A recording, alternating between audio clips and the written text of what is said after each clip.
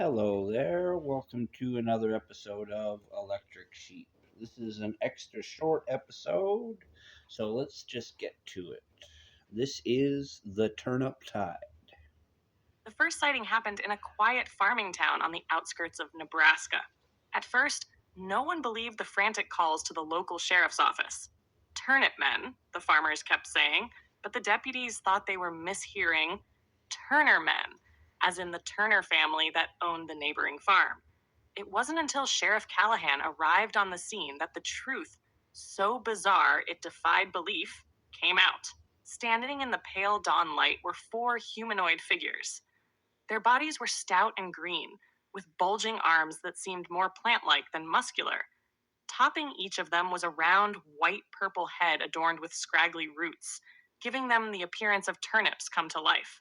The figures were silent, their lumpy forms swaying ever so slightly in the breeze, as if adjusting to the Earth's atmosphere. Within hours, sightings poured in from across the globe. Cities, rural towns, even remote islands reported similar encounters. Turnip-like beings silently appearing, standing in strange formations. They didn't communicate in any recognizable way. They didn't attack. They simply stood there, watching. The news anchors struggled to keep their voices steady as they showed shaky cell phone footage of turnip people congregating in public parks, marching in eerie unison down empty highways, or staring out from behind supermarket produce aisles. The internet dubbed them the Turnip Tide, and for weeks humanity could do little more than speculate. Were they extraterrestrial farmers checking on their earthbound crops? A misunderstood alien race attempting first contact? The theories ranged from the absurd, sentient vegetables from a distant planet, to the sinister, an invasion force sent to subdue humanity through sheer psychological bewilderment. And then the turnip people moved. In one simultaneous shift, they started planting themselves into the ground. From Paris to Tokyo, Johannesburg to Sao Paulo, they inserted their root-like feet into the soil, their heads tilting skyward as though basking in the sun.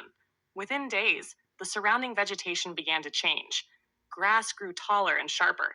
Trees bore fruit that no one dared eat. Fields of wheat turned the color of rust. Ecosystems went haywire.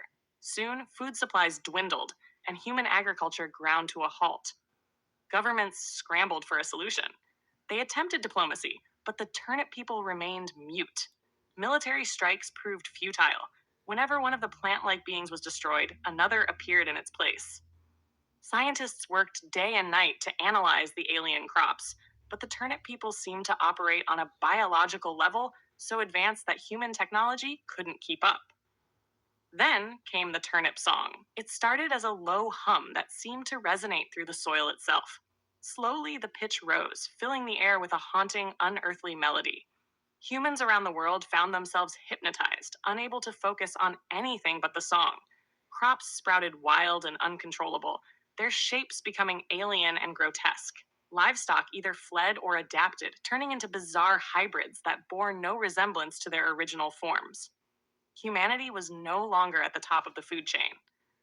The turnip people had reshaped Earth's biosphere in their image. As human civilization faltered, pockets of resistance emerged. Underground bunkers turned into makeshift farms where the old crops were carefully preserved. Scientists developed protective equipment to shield themselves from the turnip song, allowing them to work without succumbing to its mind-altering effects. Slowly, humanity began to understand the turnip people's patterns and behaviors. Perhaps they weren't here to destroy, but to terraform, to return Earth to a state more suitable for their kind. It became clear that coexistence was not an option. The turnip people were relentless in their biological transformation of the planet. With no way to stop the spread of their influence, the last remnants of humanity banded together to find refuge in Earth's most extreme environments, places where even turnip roots could not thrive. The Arctic, deep caves, the highest mountain peaks, these became the final bastions of human life. As the years passed, the Earth turned greener, thicker, and stranger. The turnip people stood as silent guardians of their newly claimed world. Humans, reduced to scattered survivors, lived out their days telling stories of a planet once theirs, now overrun by silent, unyielding invaders. The turnip tide had come and gone, leaving Earth changed forever. In time, it was not humanity that would be remembered as the stewards of this world, but the turnip people, whose quiet invasion was as unstoppable as it was unfathomable.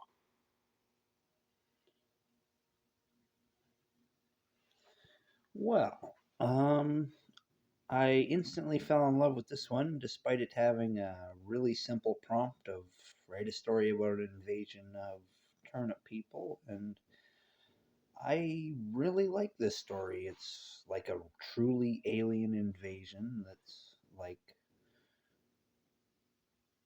totally inhuman, like the way they go about invading and there's no communication. The way it happens so suddenly, it doesn't even tell you how they arrived, which you could say is a fault of the story, but I thought that was kind of interesting. The fact that they just kind of appear, but they didn't even say that. They just reported sightings all over the place. It had a little bit of like a Lovecraftian vibe, reminded me kind of the color out of space, the way it alters the environment, but this is like whole world terraforming on purpose. It's a lot more direct, but at the same time, it's weird. It's cool. I really like this story. Um, so yeah, um, I could go on for a while about yeah, I like this story, but I think that kind of sums it up. But um, the little thing at the beginning about like oh we misheard it, we thought it was Turner Man, not Turnip Man. That's kind of funny. I don't know why. But yeah, if you have any comments, please leave them in the comment section. They always help me out, or at least let me know that you're interacting. It's what being alive is all about, getting to interact with the world. Internet just makes that possible on a whole other level. So, yeah, this has been Joseph Arthur Roszell, thanking you for watching, and I wish you all the luck in the world, and I love you. Peace out.